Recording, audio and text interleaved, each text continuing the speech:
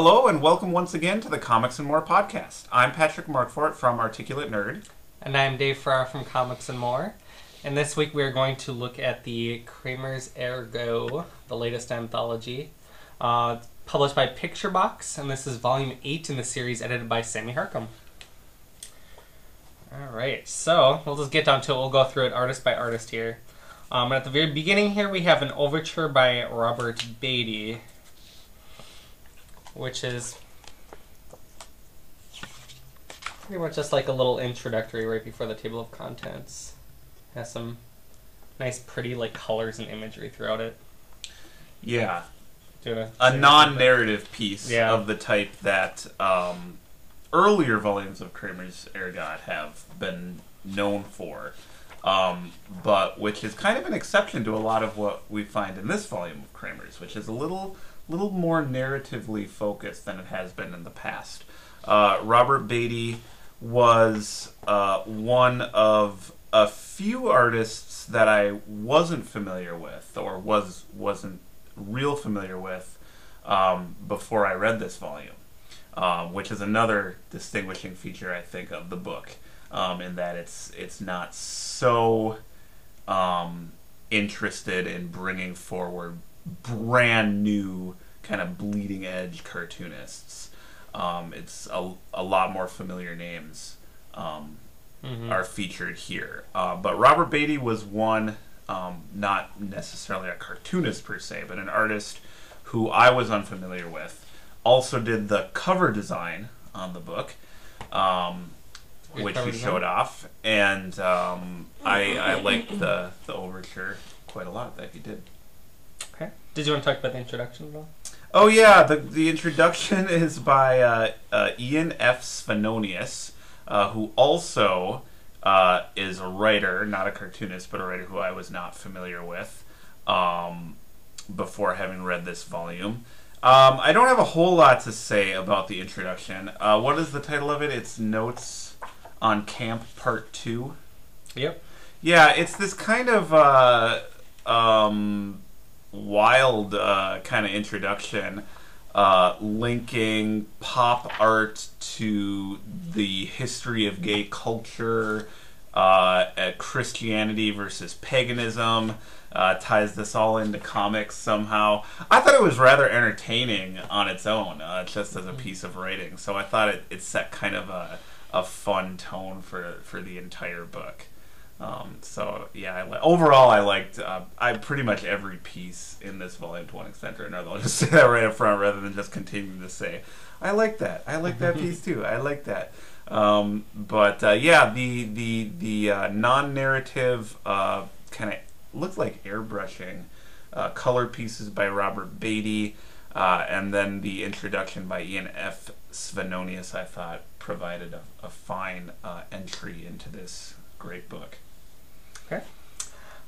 So one of the first pieces that we really get like some comics out of is Gary Panter's Jimbo, which this was a mini comic that he published at one point. Yeah, I think this also is unique in the book in that I believe this is the only piece that has been previously published, or at least that I previously encountered, albeit in a very limited edition mini comic that Picture Box distributed. Gary Panter, over the last few years, has been doing about one a year, these little, a really small print run mini comics featuring his long-running Jimbo character, which is just fantastic. So, yeah, Jimbo's a fun character. Like we have the Jimbo like in Purgatory or Inferno or one of those, and just like some weird characters, like a weird mouse-looking character and some weird stuff going on in this.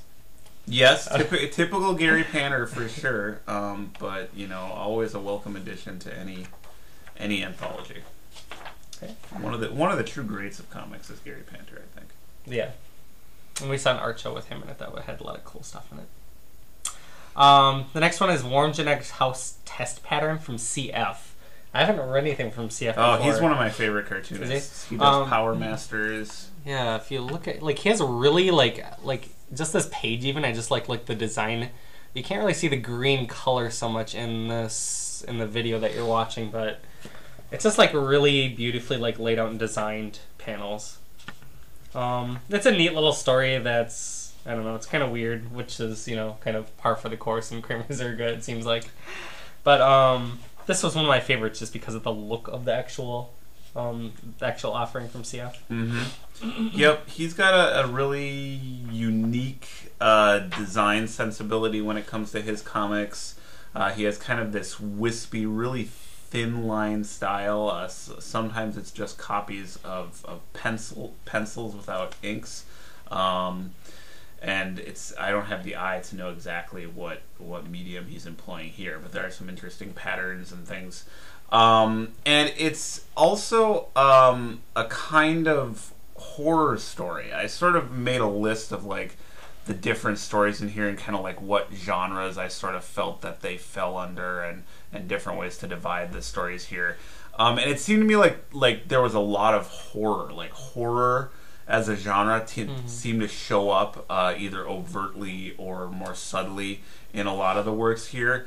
So I think I wrote that this story by CF, Chris Forgs, was, like, I described it as sexual horror, where this girl is kind of like subjected to these kind of sexual humiliations, and it's very explicitly drawn, and the characters with the masks. Yeah. It's all very vaguely creepy and unsettling. So I thought that was an interesting kind of, tone to set for what would follow as an early entry in the book. Okay. Kevin Huizenga is probably the highlight for a lot of people, at least from the reviews I've read. His particular story here? Yeah. Really? Yeah. It's probably the most straightforward of them all, I would say, too. If maybe there's something else more straightforward, but this is pretty straightforward. Yes. A little science fiction, almost like, like a Jules Verne type story a little bit. Mysteries of Unexplained Worlds. And this is adapted from another story, I guess, right? Yeah, based on another it says story? in the beginning that this is redrawn from a comic by... I'm assuming it was like a typical kind of like Golden Age science fiction comic. That's my assumption. It's not something that I'm familiar with. But it seems like it could have been one of those classic kind of twist ending, kind of like UC style sci-fi stories. It's pretty much these kind of like broken men kind of like decide to man this invention of theirs that goes underwater, drills through the center of the earth, and they find themselves in like this kind of weird place where things happen. So people are talking about that as one of the highlights of the new Kramers? Well, I mean, just on I go to this networking site for books, and Kramers Ergot is one of the things in Goodreads that people are, just the few comments that they were talking about Kevin Huizenga is one that people liked. Overall, it didn't seem like people liked this one very much on Goodreads, but that's probably not the typical audience for this kind of thing. I was impressed they were talking about Kramers Ergot on Goodreads. It's very few people. Cool. So well, there you go. That's interesting. Well, that's interesting to me just because it was not one of my favorites in the book. Yeah, it was okay. Even though Kevin Huizenga is usually a favorite, as many of the contributors here are, and some of his best stuff has been Kramers contributions that he's made in the past. He's done a lot of some of his best stuff for the anthology. Jeepers Jacobs was the story I'm trying to remember the name of. Was quite good from several Kramers ago. So yeah, I was a little underwhelmed by this one. It was fine. It just didn't really seem to do anything with the premise. It was just kind of Kevin Huizenga illustrating this admittedly kind of weird, creepy, off sci-fi story, which is fine. I mean, that's enough. Kevin Huizenga doesn't have to do any more than that. He's a terrific artist. But he wasn't really pushing the envelope. Well, and again, maybe he's working on some more subtle levels that we didn't pick up on, but for me, it was not as interesting as a lot of the other pieces here. And I think within Huizenga's body of work, it seemed like a somewhat minor piece. Like it was almost just kind of a bit of a lark for him. So it wasn't my favorite. I didn't dislike it, but I'm surprised that people are naming it as a highlight of this particular volume. Mm-hmm. Like I said, it's probably not the typical readers of this anthology, though. The next one we have, you'll see a few of these are just like a one-page like comic thing from Leanne Sadler Friendship comic. And that's going to be this one right here. I don't know, it's brightly colored, kind of a, I don't know, kind of a throwaway page, I feel like. I forgot he had the one-page gig in there, because he's got a longer, quite a few Leon Sadler pages later. Yeah, they're kind of special of these comics, both in color, the really bright, vibrant colors, and black and white. And Leon Sadler is an artist that I was not overly familiar with either, so he falls into the category of the few artists here who I'm encountering for the first time or haven't seen as much of in the past. But I really enjoyed his comics, actually.